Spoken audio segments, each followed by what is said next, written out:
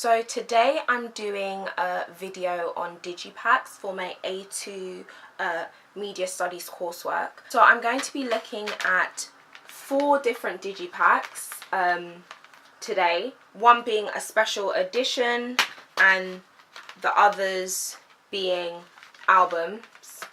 So what is a digipak? A digipak is a paint and style of packaging often used for CDs or DVDs. Digipaks typically consist of a gatefold book style paperboard or card stock outer binding with one or more plastic trays attached to the inside. The 3 digipaks, the 3 CD digipaks that I have, only have one plastic tray, unfortunately. So I'm going to start off with Erykah Badu's Baduizm 1997 album. This album is very helpful for me to look at because Erykah Badu is a neo-soul singer, and so is Willow Smith, my artist. So yeah, this is really helpful for me to look at. So from the gate, Erykah Badu's album is very conventional to the features of a typical digipak, in the fact that she has a picture of herself on the front. She also has her title of the album and her name. It's very conventional. And then at the back, again, she has her track list, which is also very conventional feature of a digipak, and it all outlines everything that is on the album, and it just allows the fans to really understand and know what they're getting. Again, a picture of herself on the back, and yeah, so it's incredibly conventional. Not only that, but it has the barcode again, which means that obviously fans are able to buy it, but also it has the studio that she is attached to, that she is signed to, sorry, which is Universal Records. It also has Keda Entertainment, and it actually also has her website. Well, it says here, visit Erykah Badu at www.keda.com. Then in the inside, it opens up and you have a booklet right here, which actually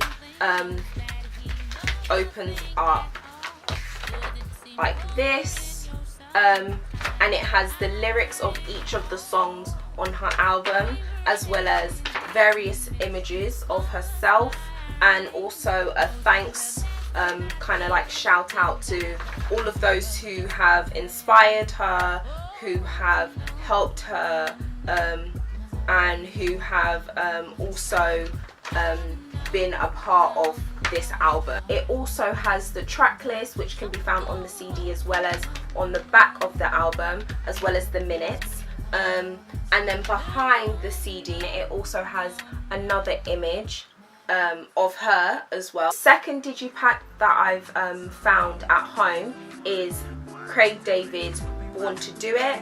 Again, there's a picture of him on the front. As well as that, on the front you also have a little sticker that basically just tells the audience that this album is a winner of 3 Mobo Awards. On the back, again, it has his track list, which we found on Erykah Badu's as well, but also the minutes and seconds of each song.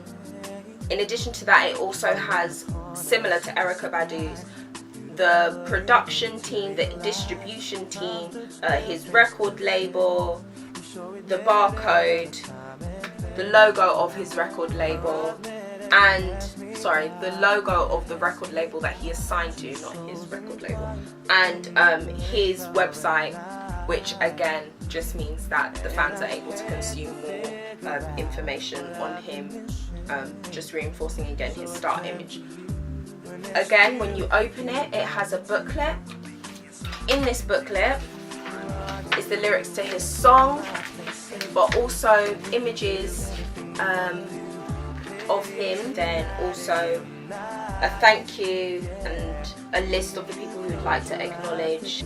Also, the album inside actually has, again, his name, the title of the album, and his website, which you can go to. It also has the record label that he is signed to, their little logo, and then once you take out the album, you can see a picture of Mr. Craig David. Next is Shakira's album She Wolf. This album is very similar to the other two albums that I've shown you, Craig David's and Erykah Badu's, mainly because it has all of the same conventional features, such as her on the front of the album, the name of the album, as well as her name. Again, on the back it also has the track list, and also again her name and the name of the album. The only differences that there are is that it also now has her social media links. So whereas before in 2000 and 1997, which is when Erykah Badu and Craig David's album was released, Facebook and Twitter weren't around.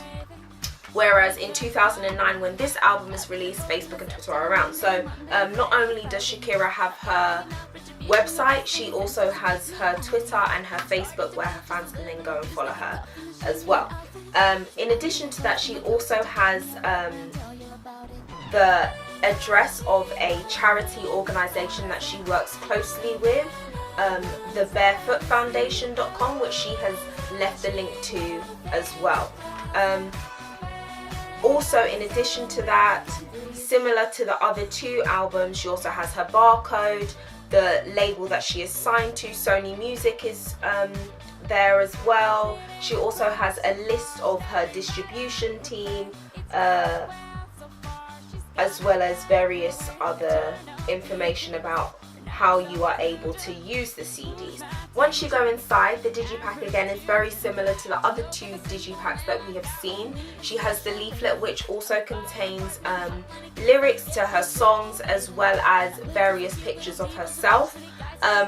The actual CD also has her name as well as the title of her album, and is again conventional to her actual album name, She Wolf, of having the moon as the CD.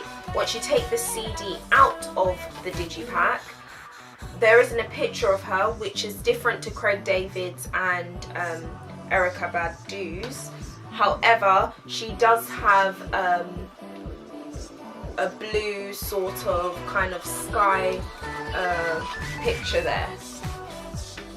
So this album is very similar to the other two that have been shown, and incredibly conventional to the features of a Digipak. Lastly, I have the one and only Beyonce. Now this is a follow-up Digipak to her album 4. So the actual album came out like this, but she did like a special edition of her concert